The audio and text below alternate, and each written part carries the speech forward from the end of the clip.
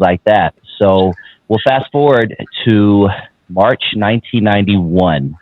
I do believe that was the date. And Latasha Harlins happened. Asian lady who owned a liquor store ends up taking the life of a 15-year-old black kid who had money in her hand. She had intentions of paying. She just got into a scuffle with the lady over the backpack, and there was a whole situation. She takes her life from the back. Some punk stuff. But she gets off. You know, that I was a little too young, Lonzo, to really understand the magnitude of that. You know, can you talk to me about that situation specifically? That one was real hard, dude. That one was real hard. That one was, because for one, I've been to that store a few times. My auntie lived right down the street from that store, 91st and Figueroa. Been to that store dozens of times as a kid. It was run by different people at that time. The fact that the girl had the money in her hand, and whatever reason, the old lady decided she wanted to shoot her and kill her, was a very difficult time for everybody, especially the fact that she didn't do no time. She only got. I heard that today. I'm listening to this gangster rap history audio book by Thorne Baker. And they talked about that today. And homegirl got like 5 months in jail, and he had to pay a $500 fine for killing her. Dude. And then they had to do a whole bunch of negotiations. Everybody had to come to the table. The blacks and the Koreans had to come to the table real quick, dude. Because it got real heated, but it did. I don't think it blew up as big as the riots did. But it was some shit got shuffled. Some shit got broken for damn show. But I can't recall completely, but I do remember it was a lot of conversation in the community how this is going to work moving forward, dude, because y'all didn't do nothing to this lady, man. She killed this girl, shot her in the back of the head because she allegedly stealing a bottle of orange juice that she was prepared to pay for. But whatever reason, this older lady, she couldn't let it go, and then the court gave her probation for murder. Probation. I ain't never known damn brother ever got probation for nothing like that. Brothers don't get probation if the gun is yours, you might get probation. But other than that, nah, you can't pull the trigger and hardly get and hit nobody and get no probation. That don't happen. I forgot. I keep saying I know Johnny Cochran was involved somewhere from a fashion. Somebody mentioned that, but we talked about this before. Johnny, yeah, not too long ago actually. He played a role somewhere from. I don't think he was on that side, but he definitely played a role in negotiating something that made sense. Okay. Wow. Do you remember other places talking about this? Was this a nationwide story, or was it just more people in LA were upset about it? It was nationwide, dude. It was a major story, Doc. It was major. It was definitely a major story. Because nobody could understand how this woman, because they were gonna send her back. I think they sent her back to Korea, if I ain't mistaken. She had to do 5 months, pay a fine, and like 5 months house arrest. Some old slap on the wrist shit, okay? Some old slap on the wrist shit, like what? Huh? And because somebody pulled some major string, because she was an older lady, but she wasn't that old. She knew what she was doing. Yeah, that's a sad situation.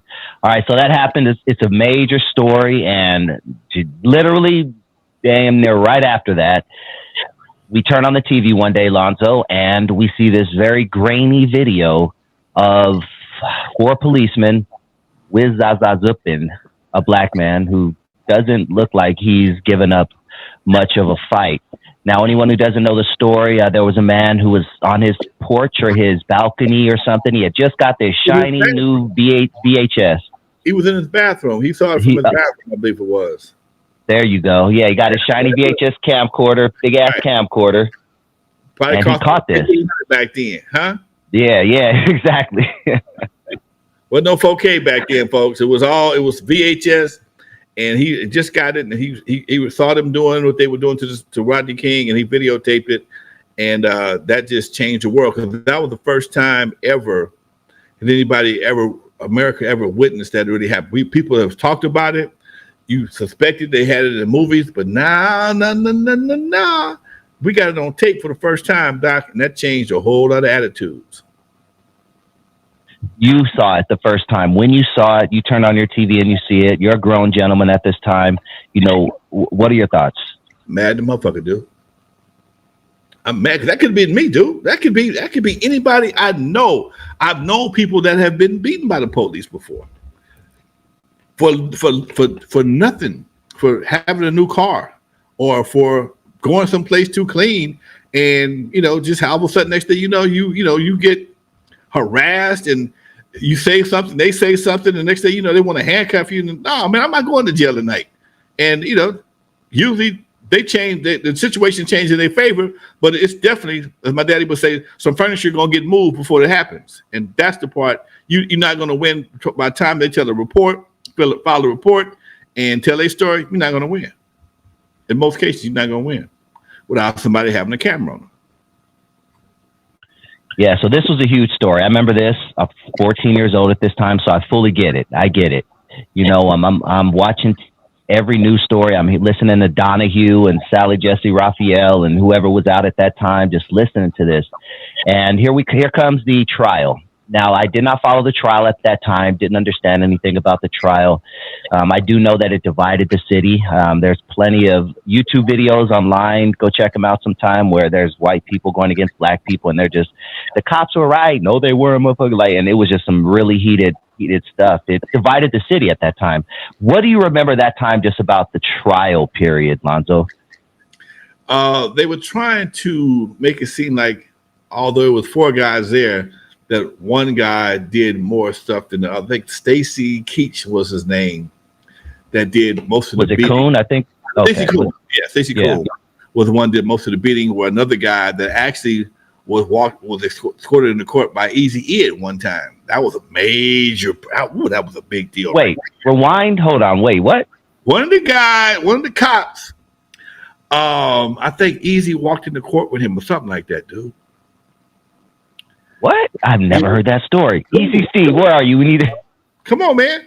Come on. Check me out. If I'm lying, correct me. If I'm lying, correct me. But one of the guys, either Eazy spoke up for or something of that nature.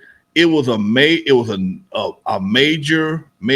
situation, because Eazy E spoke up in behalf of this one cop who did not do as much as everybody else. And I think he may even tried to stop it at one time. But yeah,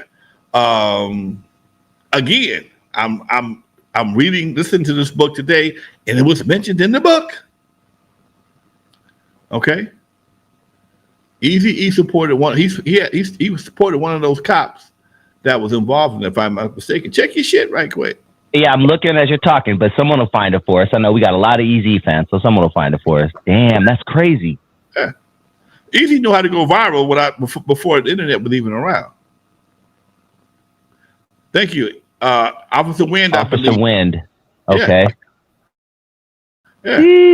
Damn, I learned something he new. walked in the court, or when he came out, Eazy stood beside him or something like that, dude. He definitely had his hand involved in that before the guy, doing the trial. He lended him some support. Because I don't think this guy was as active with the nightsticks as everybody else was. See if it's Officer Wynn with a W-Y-N-N. I might be Wynn as opposed to Wind. I'm not sure, but I think it's Officer Wynn. Okay, I'm gonna definitely check that out. Yep. Robert Wynn. Yeah. All right, cool. I'll look into it. Yeah. All damn. Right. Okay, that's crazy.